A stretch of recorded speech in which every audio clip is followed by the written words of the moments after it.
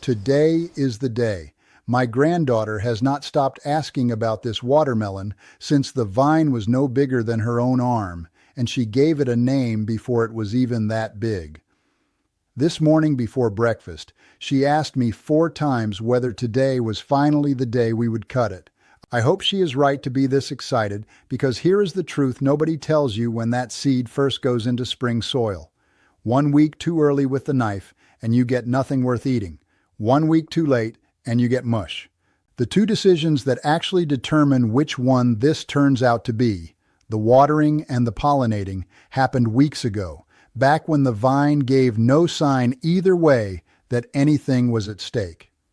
You can do everything right for 90 days straight and still lose the whole season on one afternoon you never even noticed mattered.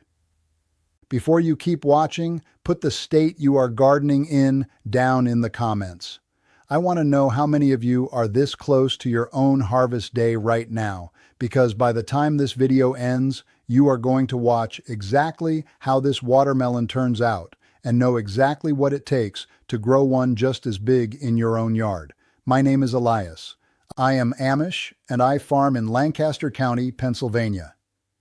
The vine I just told you about was planted this spring from a single wrinkled black seed my granddaughter Ruth chose herself out of the envelope. She named it Old Moses on account of her Sunday school lesson that same week, and because she informed me a watermelon that size ought to spend some time in the wilderness before anybody is allowed to judge it. She is closer to correct than she knows. A watermelon does not grow sweet and huge by chance.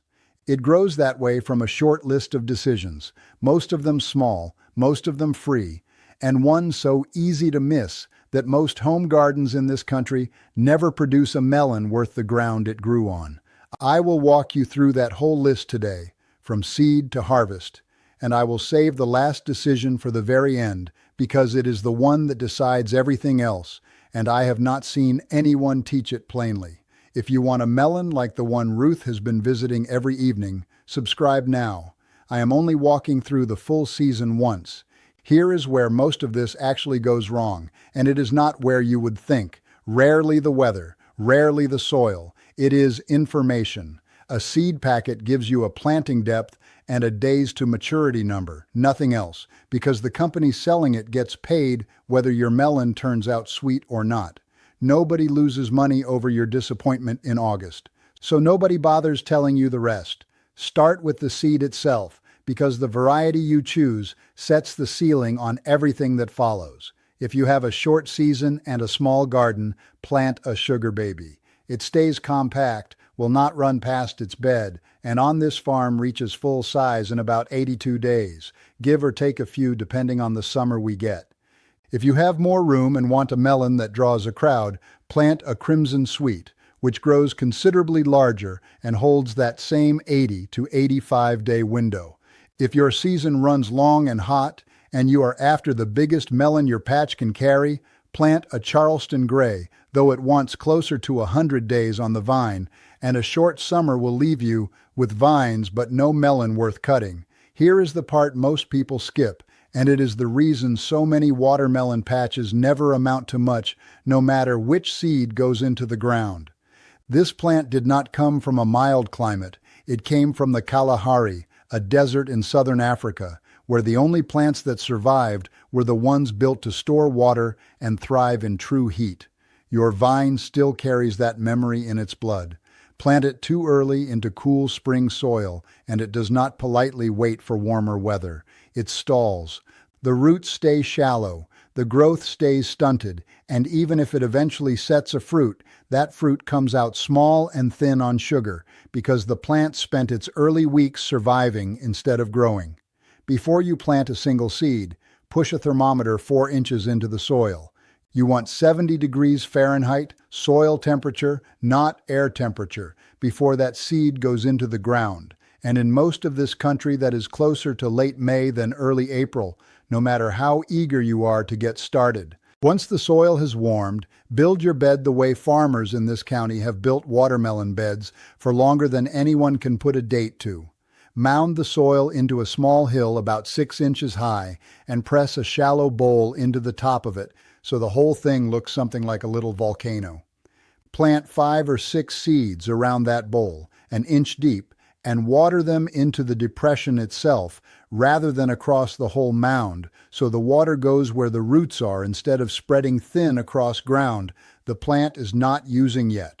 Space your mounds 4 to 6 feet apart in every direction. This plant does not stay inside a small square of garden. It wants to run, and if you crowd your mounds together, you are not saving space. You are asking 6 plants to share the water and the food meant for 2. Feed that soil before you ever push a seed into it. A watermelon vine is a heavy feeder from the first week to the last, and if the ground was never built up with compost and organic fertilizer before planting, you are asking the plant to build a fruit the size of a newborn calf out of soil that could barely support a row of lettuce. Work a full wheelbarrow of finished compost into each mound before you shape it, not after, so the roots find food waiting the moment they start reaching outward.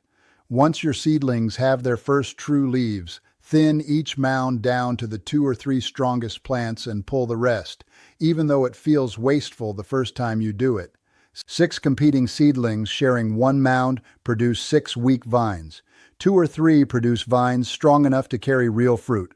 For the first 3 weeks after those seedlings take hold, your only job is water. And this is where a quieter mistake shows up, one that does not announce itself the way a wilted plant does.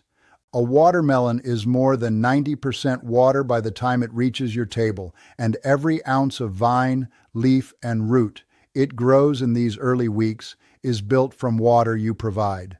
Underwater it now, even for a few days, and the plant does not simply pause and wait for you to catch up. It slows its growth for the rest of the season, the way a young animal that goes hungry early carries that scarcity for months afterward. Keep the basin around each mound mulched with straw or shredded bark, not the whole bed, just the depression where the roots are working, and check it by hand every evening for those first 3 weeks. If the soil an inch down is dry, water it that same night. This is the one stretch of the whole season where more attention almost never hurts you.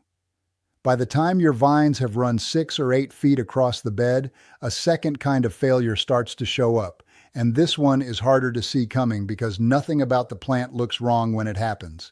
A watermelon vine grows 2 kinds of flowers on the very same plant, male and female, and only the female flower, the one sitting just above a small swollen bulge that looks like a miniature melon, can ever become fruit. That flower opens once for a single morning, and if a bee does not carry pollen from a male flower to that female flower before it closes again that same afternoon, the tiny fruit behind it stops growing within a few days and drops off the vine, and you never even knew a chance had come and gone. Some years the bees are plentiful, and you never notice this problem exists. Other years, a cool spring or a thin bee population in your area means flower after flower opens and closes with nothing to show for it. And the only sign is a vine that keeps growing leaves and never seems to set fruit. By the time you notice that pattern, you have usually lost 2 or 3 weeks of the season already. Weeks you do not get back no matter how carefully you pollinate everything from that morning forward. You do not need more bees to fix this. You need 30 seconds and a soft paintbrush or a cotton swab. Walk your patch in the early morning while the flowers are still open and find a male flower, the one growing on a plain, straight stem with no swollen bulge behind it. Touch the brush to the center of it, gather the yellow pollen, and carry it straight to a female flower and brush it into the center there. Do this for every female flower you find open that morning, because you cannot know in advance which ones the bees will reach on their own and which ones they will miss entirely. If you would rather not walk the patch by hand every morning, plant a row of sunflowers or a patch of borage along the edge of your melon bed. Both draw bees in heavy numbers, and a garden full of bees working the whole bed does more of this work for you without you lifting a finger, though I will tell you plainly that hand pollination is the only method that guarantees the outcome. The sunflowers only improve your odds. Here is the part I have not seen taught anywhere else, and it is the answer to the guessing problem I promised you at the start of this video. The moment you hand pollinate a flower, tie a short piece of string or a scrap of cloth around the stem just below it. That string marks the exact day that fruit began. From that morning, count forward. On this farm, a sugar baby has never taken fewer than 32 days from that marked morning to a fully ripe melon, and never more than 39. A crimson sweet runs closer to 42 to 46 days from that same starting point, and a Charleston Gray wants nearly 50. You are no longer reading tea leaves at harvest time. You are reading a calendar you wrote yourself in your own garden on the exact morning it mattered. If you already have fruit on the vine and never marked the bloom day, you have not lost the season, only the shortcut. Fall back on what the melon itself will tell you. The tendril nearest the stem, the little curling thread of vine right beside where the fruit attaches, will dry out and turn fully brown as the melon closes in on ripe, along with the small leaf beside it. The field spot, the patch on the bottom where the melon rests against the earth, turns from white to a soft, buttery cream over that same stretch of time. Between the two of them, you will get close, not as close as the string gets you, but close.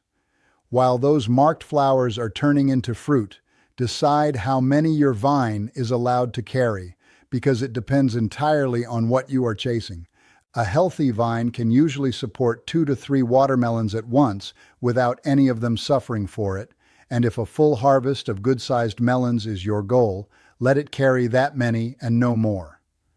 But if you are after the one true giant, the melon Ruth has been visiting every evening, hoping to see grow past what her own arms can lift, the answer changes.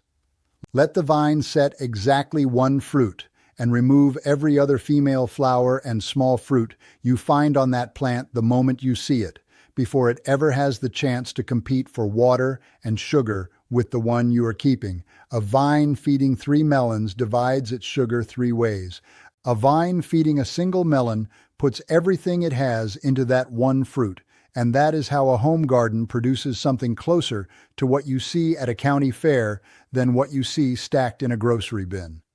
One more feeding change belongs in this same stretch of the season. Early on, your vine needs nitrogen, because nitrogen is what builds leaf and vine, the engine that will eventually power the fruit. But the moment you see your first flowers open, that same nitrogen starts working against you. It keeps telling the plant to grow more vine, instead of finishing the fruit it already has hanging. Switch your feeding at that point to something higher in phosphorus and potassium and lower in nitrogen, the same kind of feeding most gardeners save for tomatoes, and you are telling the plant plainly that its job has changed from growing to finishing. Which brings me to the mistake that undoes more good watermelon seasons than every other mistake on this list combined, and it is the one that happens closest to the finish line, when you have the least patience left in you to avoid it. You do not lose a watermelon in May, and you rarely lose one in July. You lose it in the last 2 weeks before harvest, with your own garden hose on a hot afternoon when the vine looks thirsty and you cannot stand to watch the leaves droop. Once a watermelon has reached the size it is going to reach, heavy watering does not make it any bigger. It only floods the flesh with water the plant cannot use, thinning out sugar that took all summer to build. And in a bad enough case, it can split the rind open from the inside before you ever get near it with a knife. A vine that droops a little at 2 in the afternoon under a hot sun is not asking for water. It is doing what any leaf does in that kind of heat, and it will stand back up by evening on its own. Save your concern for a vine that is still wilted first thing in the morning before the sun has done any of its work. In that final stretch, water only enough to answer real thirst, and no more. It feels wrong the whole time you are doing it. It is correct. When your string or the tendril and field spot, if you are working without one, tell you the day has come, you already know the rest of what to look for, because I walked you through it in the video before this one. The same field spot, the same dried tendril, even the same thump against the rind, all of it applies exactly the same, whether that melon came from a bin at the grocery store or a vine in your own yard. The only difference is that this time you are not guessing at a stranger's harvest. You are reading a story you planted yourself back in May with your own two hands and watched every evening since. I will be honest with you about all of this, the way I always try to be. The bold version says that a string and a calendar will make you right every single time. The plain truth is that weather does what weather wants, and a cold stretch in July can push your count out by 2 or 3 days in either direction. What the string gives you is not a guarantee. It gives you a narrow window instead of a wide guess. And in a task where guessing wrong by even a week cost you the whole season, a narrow window is worth more than anything else I can teach you today. Ruth got her answer before noon. Old Moses came off that vine at 19 pounds, heavier than she is, and we carried it between the two of us to the kitchen table where her family and mine gathered around it the way you gather around something that took a whole season to earn. Esther cut the first slice, and the sound the knife made going through that rind told half the story before anyone tasted a bite. Ruth reached for it before anyone could offer. She did not say a single word for a good long while, which from an 8-year-old is the highest praise there is, and by the time she finally spoke, all she said was that she wanted to plant 2 next year instead of 1. This week, if you have not planted yet, get your seed and your thermometer and wait for that soil to cross 70 degrees before you put a single seed in the ground. If your vines are already flowering, walk out tomorrow morning before the day heats up and look for that first open female flower, because the string you tie around it this week is the difference between guessing and knowing in August. Tell me in the comments which variety you planted and how many weeks in you are right now, and I will tell you exactly what to be watching for at your exact stage. I read everyone. Now, since we have been speaking of Ruth and the watermelon she named herself, next time I am going to show you the way Esther's father used to keep melons like this one sweet for weeks after the vine was finished giving. Nothing but a straw bed and a root cellar under this farmhouse, no icebox, no electricity, and a melon still sweet in September, a month most of this country believes a good watermelon cannot survive. Subscribe so you do not miss it.